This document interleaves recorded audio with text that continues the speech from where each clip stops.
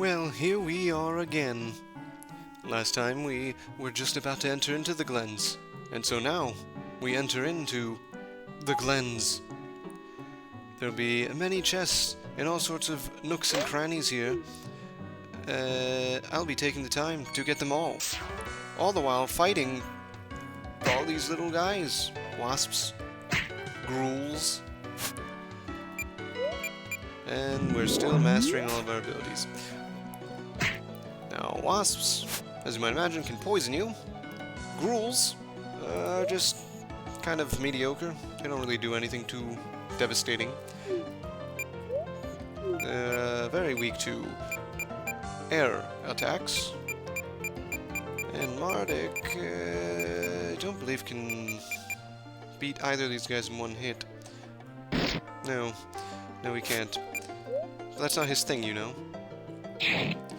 And a power attack doesn't kill Gruul. Good. But it's okay. And we will use an area of effect magical attack. Because I feel like I should be doing that more often, because it speeds things up. You know, hitting people multiple times kind of helps things. And what do we have in this here? A fight. The Guardians of the Chest. Wasps. And MARDEK gets poisoned. Good. MARDEK, stop being poisoned, please. And now the power attack for the win. Everything coming up smoothly. Oh, and a poison stinger is acquired. Now, if I'm not mistaken, and I very well could be, poison stinger is just an item. Okay, never mind. I thought it was something else. But we found a nice leather helmet. Well, MARDEK has one already, so Dugan gets one. No, they're both helmet boys. Alright. There's a chest over here, I'm pretty sure. Hobgoblins! Fire attribute. And the thing to note about these guys is they actually absorb fire damage. They're not just immune to it, they absorb it. So if we were thinking about using fire on them, big mistake. Don't do that. Not that we really have access to fire attacks anyway at this point. And finally, at long last, Dugan is done learning power attack. So I can give him that sword we picked up 1,000,000 years ago. The Tectonic Sword. So now he has access to Earth Slash. And money. 44 big gold coins. Or wait, generic gold currency. Alright. That was very nice. A big waste of time. You kind of swim in money at a certain point. Oh, that was unfortunate. Alright.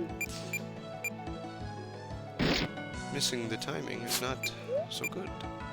So the Earth Slash functions as a normal attack, but it's Earth element. Typically water enemies are weak to it.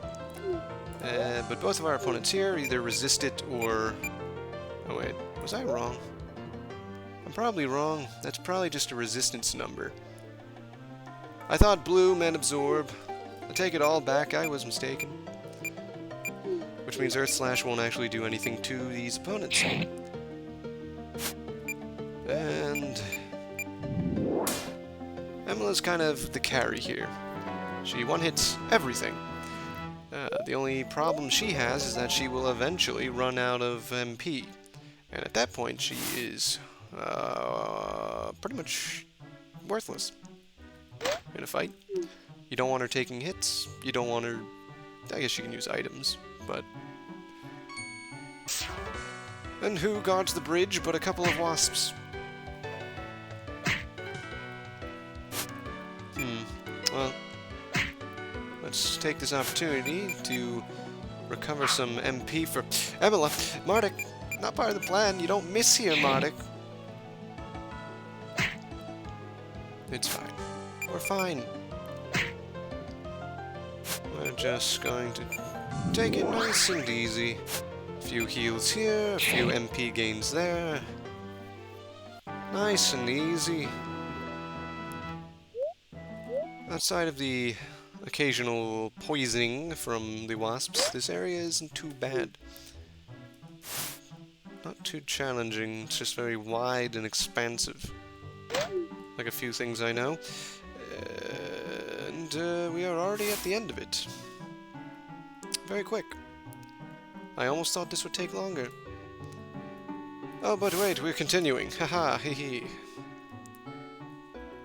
Let us see where this takes us. More antidotes. Upstream. A fight on the riverbank. More things we've seen before. Wasps and hobgoblin. The hobgoblin is not fast enough to go before the bees. The wasps. I'm sure I'm offending something out there. And we'll just kind of mow our way through these things. They can't stop us. They won't stop us. But that's the nature of the world, you know? Have you ever been walking through life, someone jumps out in front of you, you know, and then you just kind of have to shove them aside? It's just part of your day. That's what's happening here. Little guys hopping out in front of you, you just shove them out of your way and you carry on. You don't even think about it. Oh, but here's something to think about. An earth rod. That will allow our good friend Emila to learn a new skill. If I equipped it to her. Not only that, but her attack goes up by 1. And, magic poison. Is that a defense? No. That's an attack. Attack reaction. Magic poison has a 20% chance of inflicting poison. Well, might as well learn it, but it takes all of our RP, which means we no longer deal an extra 20% magic damage by doing our reaction. We just gain the 20% chance to poison. Which of course could also be resisted by your opponent's resistance to poison. It's a give and take. Honestly, I would prefer the raw damage, but for the sake of mastery, why not? Because with these sorts of games, I'm all about mastery. Dugan! Hey, Emila, how are you feeling? Oh, I'm alright, why do you ask? Oh, I was just concerned. You seemed really distressed last night after, what happened. Do you think you'll be okay with this mission? I mean, it might include killing. Yes, I've come to terms with that. I think. I realize now that killing people who put themselves at risk of death and who act in such a way as to encourage it and make others feel bad isn't such an evil thing. No, ultimately it's a good thing because of how many people benefit from it. Innocence, though, that's the evil. If something's done nothing and is a good person, then there is no reason to kill such a person. Not ever. Well, obviously, but that's what these villains do, which is why it's okay to kill them for it. And if you try to change them, then you can't. It's like trying to change their element. That just can't happen because it's a fundamental part of their soul. The most fundamental part. I suppose. Still, killing a killer is just... a killer is still a killer. Huh? Let's just not talk about it and get back to what we have to do today, okay? To Cadonia! Yes, let's go! The moral quandaries always brought up.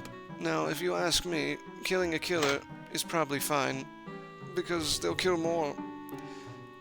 You know, you end one before they end more. And here's the stone explosion skill learned from our earth rod. With the big 69 damage, I was so excited I didn't time that second one right. Alright. Alright, Dugan.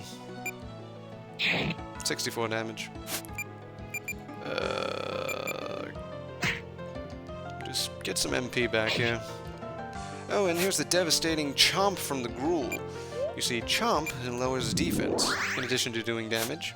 which could be a problem in a protracted fight. Even resisted Earth Slash did almost the same as a normal attack. You might say it was 20% lower, as in the Gruul's 20% Earth resistance. You might say. So now we have two places to check out. A cave here, and then the other way. And the other way is clearly the path to Canonia. And entering into the little cave gives us a little jaunty tune. A locked door. It's locked tight, but there is a keyhole. With the right key, you'd be able to get through. And clearly, we don't have a key for this. But you may want make a note. Make a note. This door looks to be a bit like a certain creature. A certain ancient creature. A certain, one might call it a trilobite. So it seems like we'll need that trilobite key number 1. And until we get that, that cave is a dead end. Speaking of dead ends, being a Gruul in front of me. But thankfully, everyone can one-hit their respective opponents. And that's what you want to see. That is what you want to see. And we always stick to the paths here because there are less chance encounters on the paths. Except when, you know, they walk onto the paths. Then you couldn't control that even if you wanted to. We'll get to the next part. Don't worry. Nothing can stop us now. Nothing. Because here we are at Lake Hag. Hag. Which is not Canonia. Lake Hag. It's been a while since I was last here. Oh, the memories. You used to play here a lot as a child or something. Oh, yes, that's right. I used to play by this lake all the time. I know it so well, remember it so clearly, and... Hey, do you guys hear that? Sounds like sobbing. Yes, that's peculiar. Sounds like it's from the other side of the lake. Let's go and find out what it is. Someone's crying, and this poor sap seems to be made of crystal or glass or something. Most peculiar, and here's another one. And another one. Someone has a thing for glass statues. And this, this statue of a young woman seems to be guarded by a hobgoblin and his pet wasp. The implications are not very good.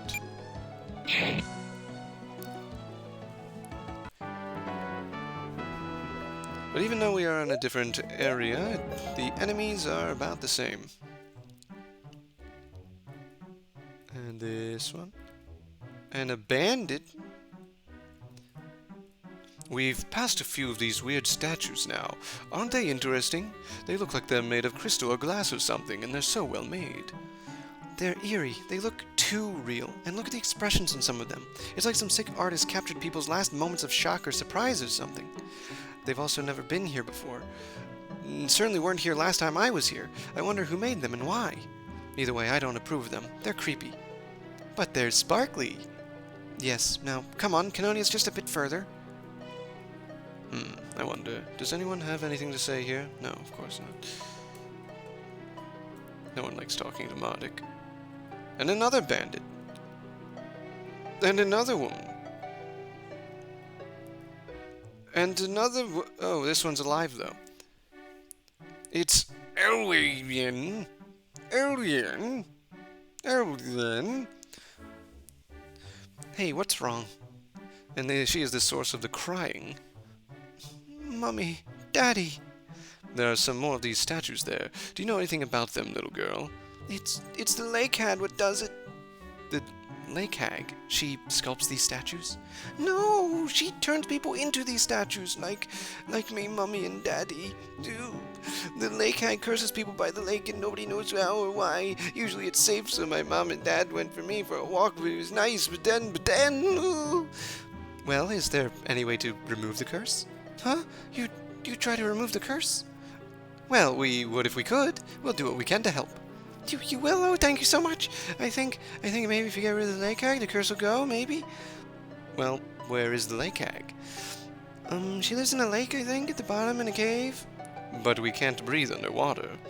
Actually, that's not a problem at all. I have a spell that'll let us walk underwater as if we're walking in air. Just cast it on everyone from the menu. What's a menu? I mean, okay, we'll go and beat the Lake Hag now and save your parents, little girl. Yay! That's a peculiar spell to have, though, Amilla. It's not one of your everyday incantations that you can buy at the local magic shop. It must have been hard to get. My parents taught it to me. I probably didn't even know it was rare or anything. Dad and I like swimming, so it's good for swimming, yes. Let's stop talking now and go into the lake that I've totally not been in before, except when I was playing in it. Yes, come on. Okay. And I just wanted to rest up and save, but first, the trio of fools needs to get in our way. And of course, Emma can't quite do enough damage.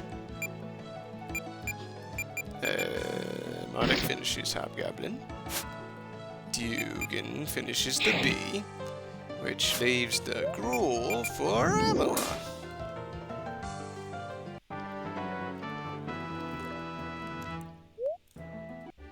And a nice healing. So I suppose before we get into Lake Canonia, we need to handle Lake Hag.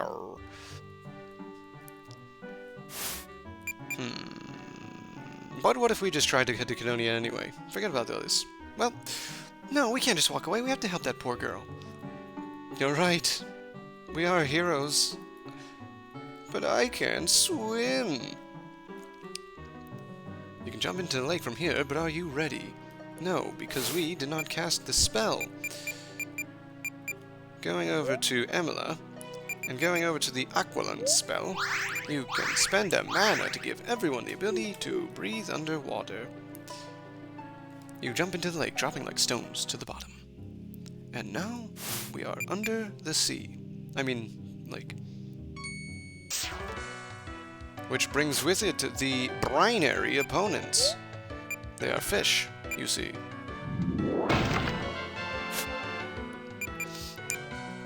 And thanks to the protective ability of the Aqua Lung, we now have bubbles over our heads. It allows us to breathe underwater.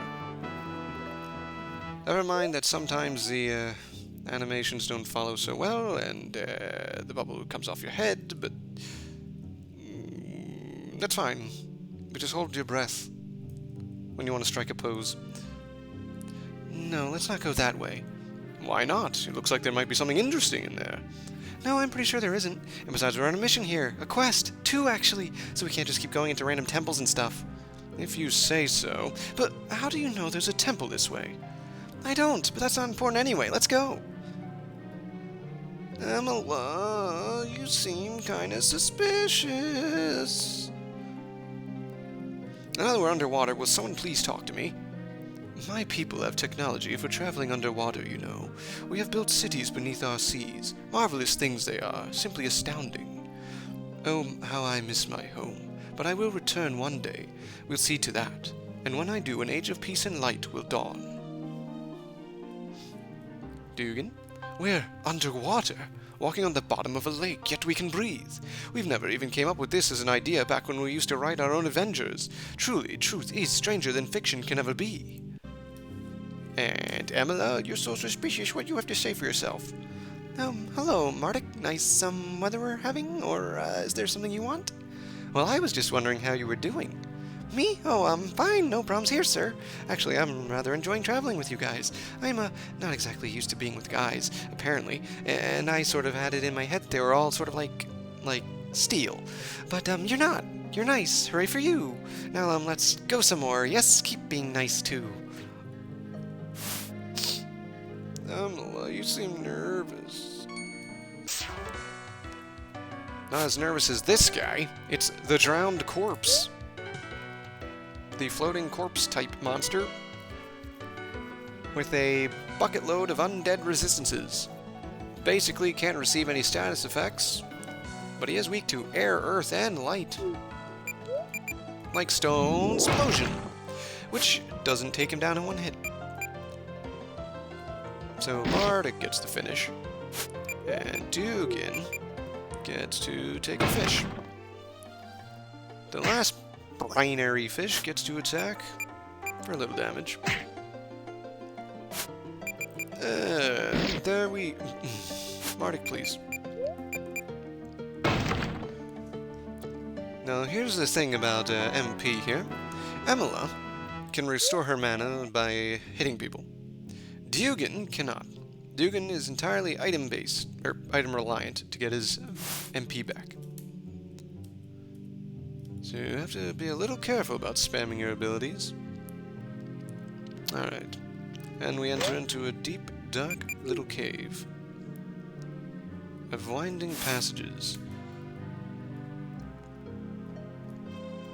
And we go deeper and deeper into the caves. Ether. This magical drought restores 100 MP and is probably made from liquefied fairies or something. Who knows, but does it matter? You'll drink it anyway, even if you did just find it lying around in some manky cave. Well, he's not wrong. Here are a couple drowned corpses. Drowned corpses are basically us getting into kind of tougher foes who don't die in one hit no matter what you do. But as with undead, you can cast heal on them, and it hurts them. Which means MARDEK has an offensive use for his magic.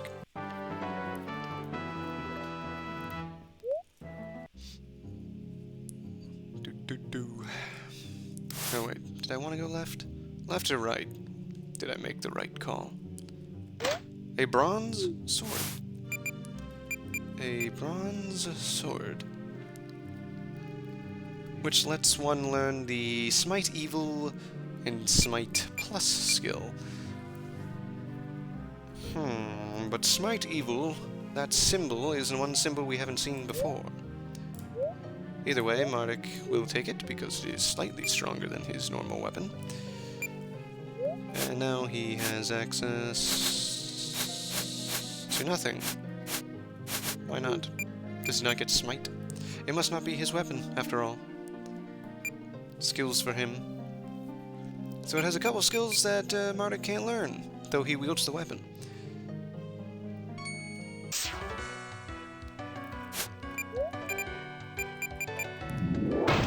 And more drowned corpses. How much does a single target heal do? 136 is not too bad.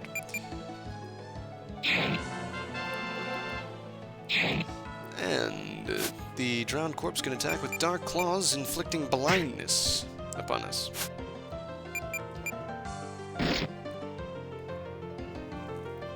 Blindness prevents you from attacking, as in case you were wondering. Give you a moment to think about it.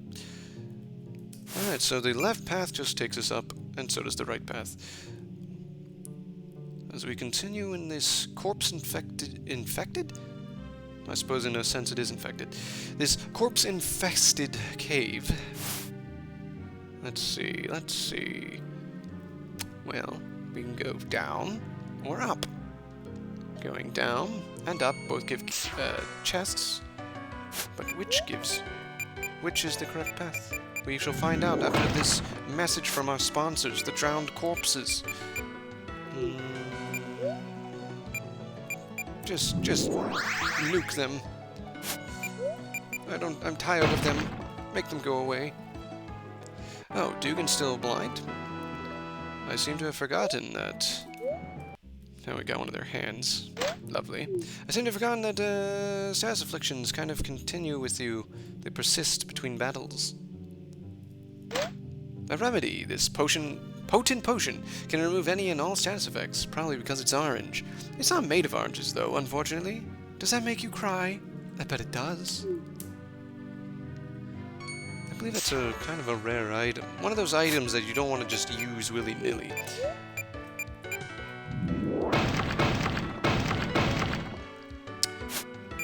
You know, I equipped that poison effect, and I've yet to poison anything. Kind of sad. What is the best use of my power? A single target heal. Yes. And 2 opponents. The drowned corpse, dead. The fish, alive. Because at least the fish can't blind you. And with some strategic earth-based attacks on these water enemies, you can stay topped up on MP for Emila. Because, you know, sometimes you just want to hit things with your stick. And here's a chest surrounded by rocks, and it's potions. You figure with all these curative items, there wouldn't be so many dead people. Corpses, in fact.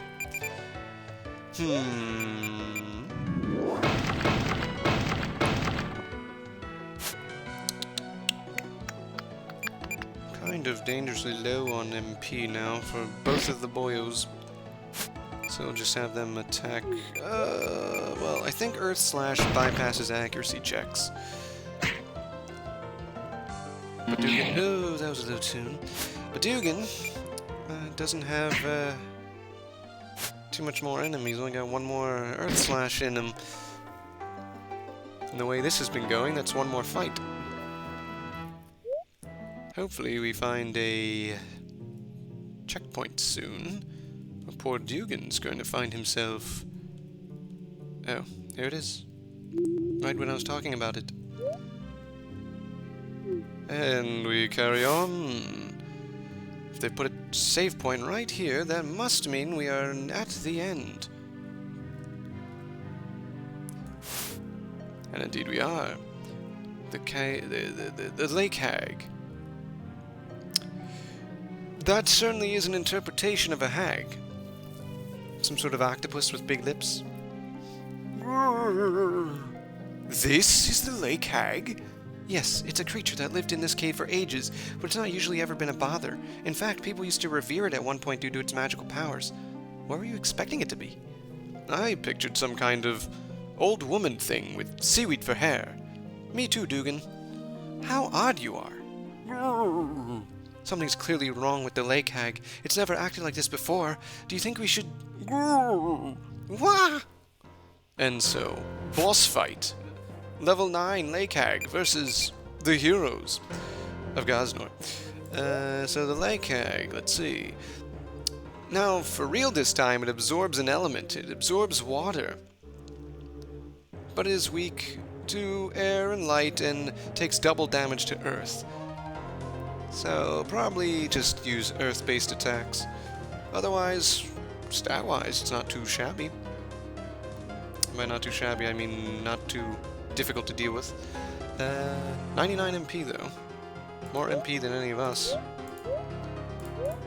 Alright. Oh, Stone Explosion!